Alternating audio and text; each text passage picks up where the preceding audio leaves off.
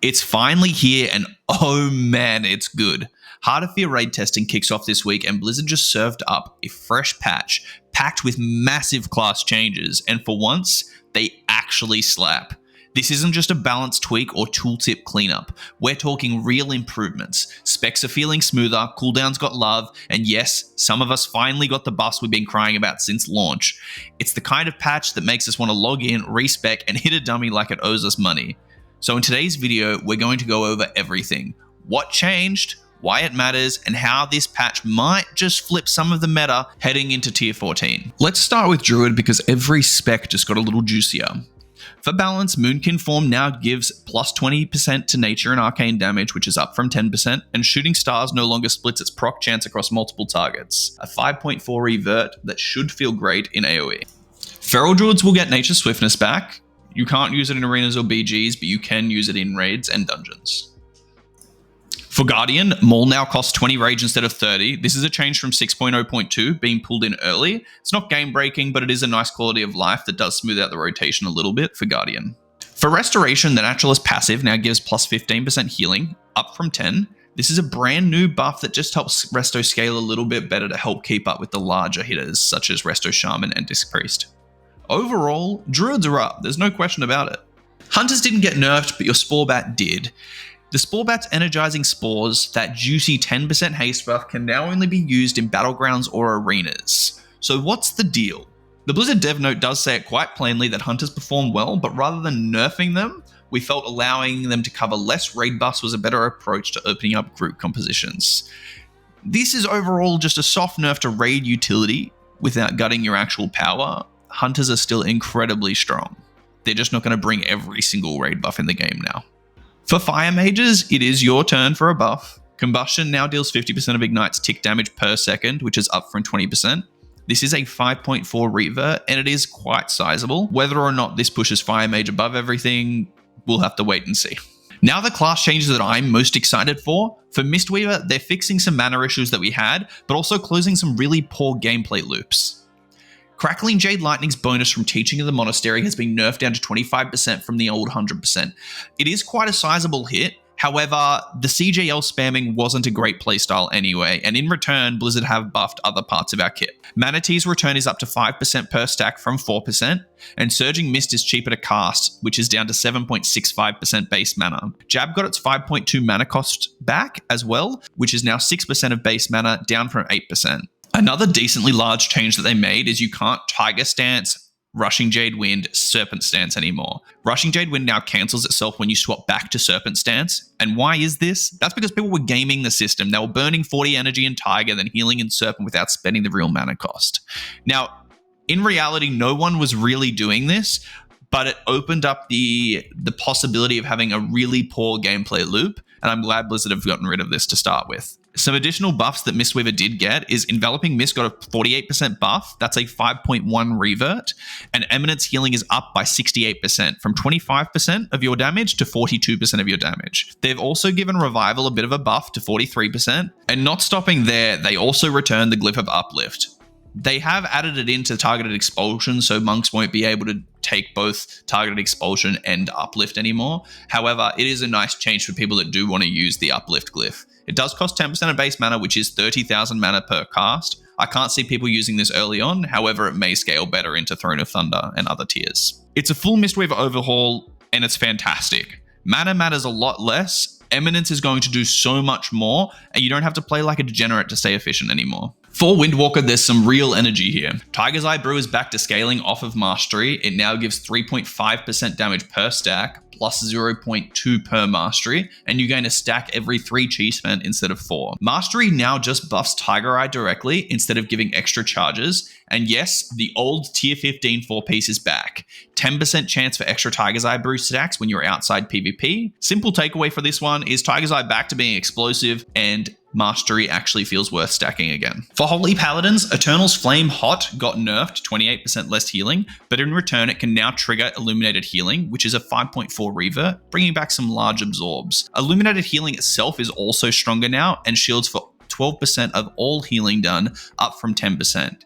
So less passive throughput, but a lot more value in your absorbs and smarter play. For Protection Paladin, Sanctuary's damage reduction is now 20% and it was 15%. Sacred Shield's absorb ticks are now 43% stronger, which is another 5.4 revert. These changes make Prot feel a little more secure and more stable mitigation across the board. For Ret Paladin, your core abilities like Divine Storm, Crusader Strike, Judgment, Hammer of the Righteous, Hammer of Wrath, and Exorcism have all had their damage raised by 10%. This is a completely new change and honestly much needed for Ret Pallies. And Templar's Verdict has been juiced by 20%.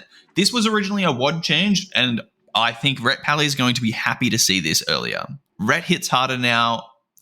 It's a good thing. For Priest, I'll start with the talents. Divine Star and Halo now obey AoE caps. That means 20 targets max for damage and 6 targets max for healing before splitting kicks in. This was originally delayed till 6.0, but it is being pushed here sooner. Cascade now only bounces 3 times instead of 4, which is another 5.4 revert to bring things back in line. For Discipline Priests, Divine Aegis now absorbs 80% of the heal, down from 100. Atonement healing is down to 70% of damage done, which was 90. And Divine Star got a 25% healing nerf.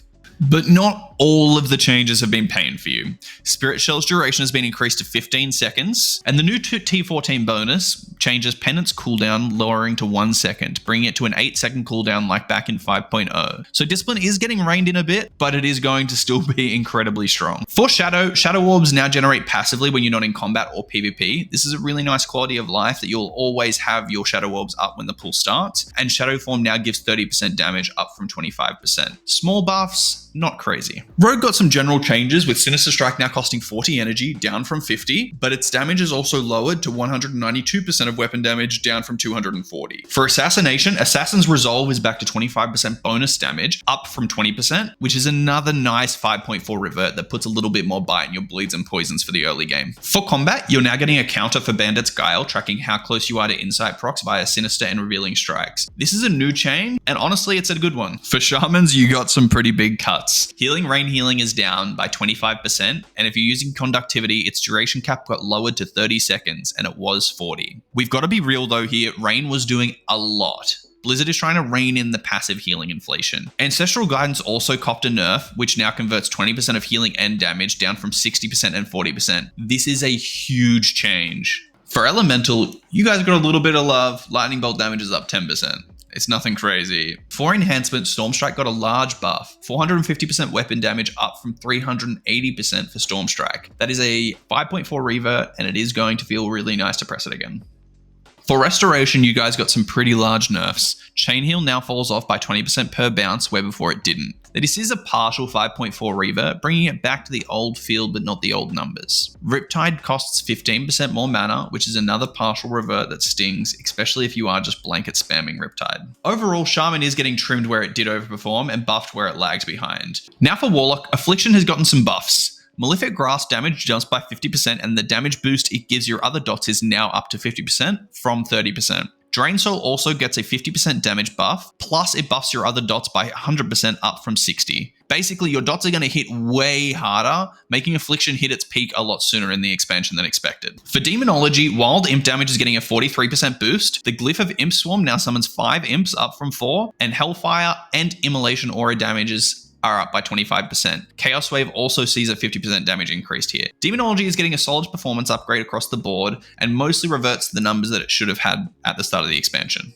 For Glyphs, Glyph of Eternal Resolve keeps its PvP effects, but outside of PvP it now increases dot duration by 50% from the old Everlasting Affliction Glyph, but with a 20% damage decrease on those dots. This is a strategic trade-off, longer dots but lower damage for those that want to tweak their playstyle a little bit. Now for Warriors. Warriors now, in being in Berserker stance and absorbing or taking any damage, generates rage, not just damage to your health bar. This is a solid quality of life change that does smooth out rage generation and makes you feel more consistently ready to hit. For Fury Warriors, Crazed Berserker's auto attack damage buff is up to 15% from 10%. Its offhand damage buff goes from 25% to 30%, and the duration of Berserker Rage and Enrage got a 33% boost, now lasting 8 seconds instead of 6. So here's the big picture and a little bit of an overview. As we do dive back into Mists of Pandaria Classic, Blizzard's starting with the final patch of the original expansion, which is 5.4.8 as the baseline. But here's the catch. That patch wasn't designed with the early phases in mind like the first raids or additional content. So without changes, some classes would feel kind of off or awkward at different points of the expansion. To fix this, devs have gone by spec, class by class, reverting some of the updates, bringing forward certain fixes that didn't happen until the Warlords Adrenal pre-patch, and even tossing in a few early buffs for specs that are expected to scale well later on. Basically, they're aiming to balance the power curve so things feel right throughout the entire expansion timeline. One thing to know, these changes only affect PvE and will revert back to the classic 5.4.8 rules once you jump into PvP arenas or battlegrounds. The only exception,